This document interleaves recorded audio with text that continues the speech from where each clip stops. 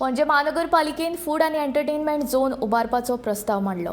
पाट्यार जावपी ह्या फूड आनी एंटरटेनमेंट झोनात 92 विक्रेत्यांक आस्पावून घेतले अशी माहिती महापौर रोहित मोन्सेरातान दिली. मंगळारा विक्रेत्यां वांगडा घेतिल्ले बसके उपरांत महापौर उलयतालो. As you all know, we have a lot of street vendors that we need to accommodate. So, in addition to that, also we want to accommodate this street clean food hub also. That's been mandated by our Honorable Prime Minister. Now, Goa does not have one as of yet. So now that was part of our discussion. We wanted to set up like an entertainment zone also in the city, which we are lacking. As you know, nothing happens in Panaji in the night. This place is entirely dead. Everyone has to go outside Panaji for any sort of entertainment.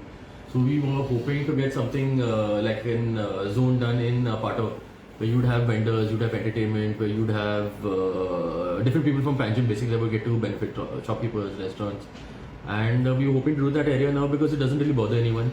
There are no residents that are staying in the area. It can cater to a lot of people. People of Panjim will benefit, people of Goa will also benefit. That was part of a thing. Another thing was a ban on single-use plastics also.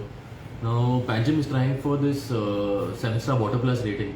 So that is basically the highest rating that the country has. There are only 2-3 cities in India that have that rating. So Panjim is trying that, and part of this we have certain commitments also.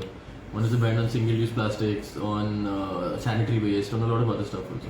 So those are the basics of our discussion yesterday. Any vending zones have been identified? So now today we've discussed with the vendors. They've given us a list. For example, there's something, National Theatre was one of them, then Joggers Park, different areas. So we will have to send this to the collector, and the collector will have to notify that area. No, so that is what I'm saying now. So even if we notify an area, we'll have to check and see how many vendors we can accommodate. Now certain areas we'll be able to accommodate 10, 15. Some will only be able to accommodate 2 or 3. But the problem is to spread them out evenly throughout the city, so it won't cause a traffic jam in one single area.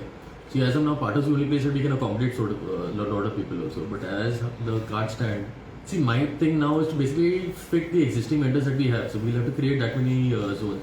So like I said, it won't be 10 people in one zone. Some places will be 2 people or 3 people or 4 people, something like that. So depending on how many people we have, we'll have to try and accommodate the majority of them.